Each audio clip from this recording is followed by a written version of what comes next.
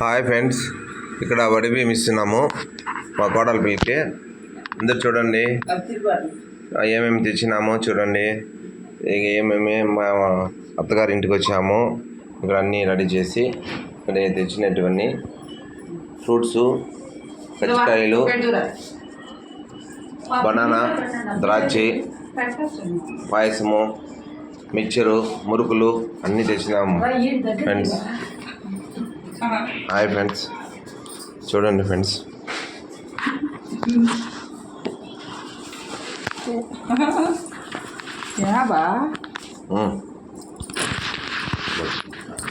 ఎడుంజరు బొట్టు పెట్టు బా తీస్తా చూసి ఎట్లుగా పెట్టాలా.